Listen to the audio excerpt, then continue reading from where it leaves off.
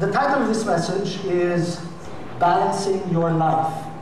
And the subtitle is Know Your Priorities. Balancing Your Life. Now you'll notice I put balancing in quotation marks.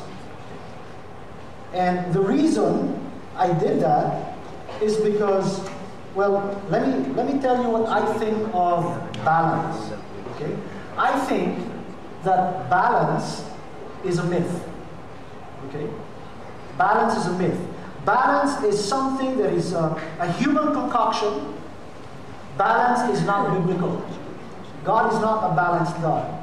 And as you listen to this message, if you keep your mind open, you will see that I am right. God, balance is an attempt, is a human attempt to try and bring order to a life, particularly his life or her life. Balance is the fruit of a fragmented life. Balance is the product of a dichotomous mind. Balance is a stressful attempt to try and bring order to something that, to a way that was not ordained by God. Let me try and explain what I'm saying. In a human life, if we will simplify it, and this is a very simplified view of it, you have certain areas of your life that require your attention. For example, you have family. And I'll give this not in any order of importance, but you have family. You have your family life. Then you have work. And then you have recreation. Your sports, maybe you play golf, basketball, ping pong, you run, swim, whatever it is, okay? Gym work, that's that. And then you have church life. So we stop there and just show that 4 parts. And these are maybe the 4 major parts of our lives. We've got family, we have work, recreation, and church. And so we feel like we need to balance out so we don't give too much time at work and neglect the family. Okay? Or too much time at work and neglect the family. Or maybe we give too much time to the family that we also don't get to work enough. Or maybe we work too much that we don't get exercise. See? Recreation. And then, of course, there's church. We can't forget church. We've got our services. Now we're going to be having our discipleship classes. We've got our care groups. We have the cantata coming up. And so here we are trying to balance all of this so nothing here will suffer. And the best balance, when you look at the balance, for example, you know what the balance scale is, right? You've got a balance scale like this. You put weight on this side and it tips the balance. So if you've got about, let's say, 2 kilos on this side, the only way you can balance it is by putting 2 kilos also on this side, right? And then it will balance off. So now you've got, let's say, 2 kilos of marbles on either side. The thing is, if you get even only 1 marble, which is almost insignificant in weight, and put it on the other side, just 1 marble, you tip the scales again. Just 1 marble. So everything must be perfectly balanced if you want to have a balanced life. And the problem with a balanced life, like I said, is it becomes extremely stressful. Trying to keep everything in order, trying to manage the family, manage the business, manage your body, your recreation, your mind, your emotions, everything. And then, of course, we've got church. Balance is not God's way. Balance always produces stress. While you are perfectly balanced, you are not at rest. That's why God never calls for a balanced life. God calls for, let me give you a verse first, and then let me tell you what God calls for.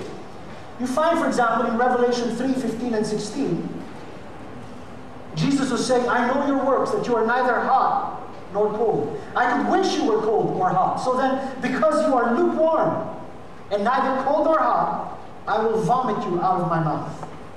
I'll vomit you out of my mouth. Now, what is lukewarm? Lukewarm is a balance of hot and cold. That's lukewarm. He said, look, I'd rather you to be on one side. Be cold or be hot. But don't try and balance both. It's called religious. Don't try and balance both. Don't be lukewarm. Because lukewarmness, balance, leaves a bitter taste in my mouth. Makes me want to throw up. You walk a lukewarm walk. You try and balance your life. I feel like vomiting, he says. Don't go that way. I would rather that you be hot. In other words, when you do something, do it with all your might, with all your heart. Do be passionate. That's what he calls for. Balance is a passionless life. That's balance. Now, there's a difference between balance and moderation.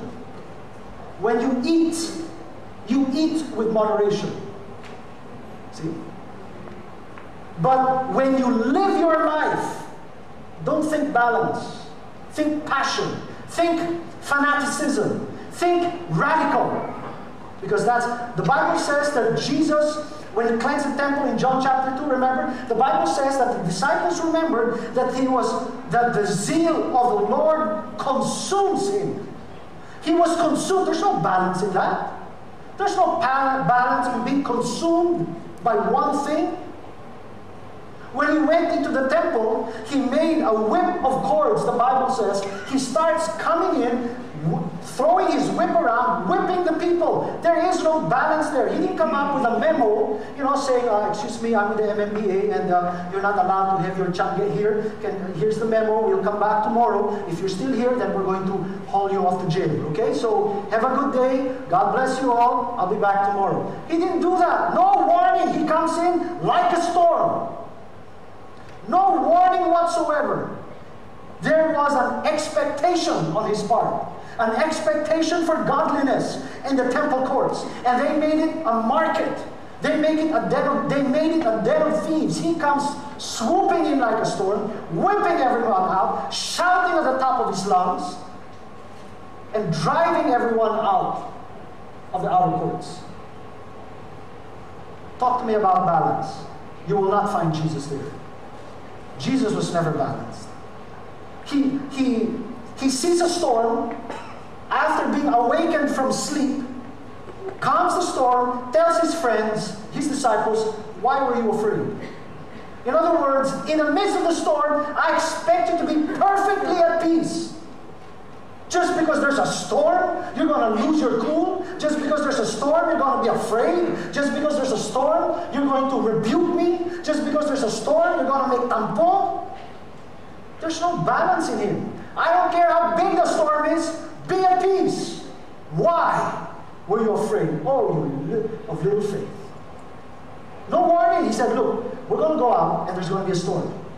But just chill out because everything's going to be cool. We'll get to the other side. Don't wake me up. I'm really dead tired. Well, he won't say dead. I'm tired. Okay? So don't wake me up. Now, there will be a storm. I'm telling you now. So when it comes to pass, you will know that I am he. He didn't say that. No warning. He knew there was going to be a storm. He knew it. He went to sleep anyway without any warning. I need to make a message about that. When storms come without warning, and your God is sleeping.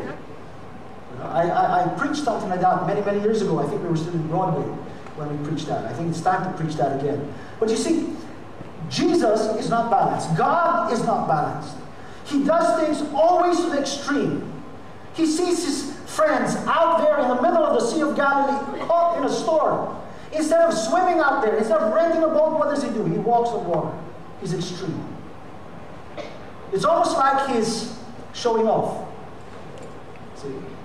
It's almost like he's showing off. But God calls us to that. He doesn't want us to be lukewarm. If you're going to do something, do it with all your heart. Remember, what is the greatest commandment? You shall love the Lord your God with how much? How much? All your heart, all your soul, all your might, and all your strength. See, when you love God, he says, look, I don't want to share your love for me with anyone or with anything else. I want 100%. Give me 110% if you want. 99%, you're in disobedience. 99% is not good enough because 99% is not all. I want all your love. If you're going to love me, if you're going to follow me, then do it with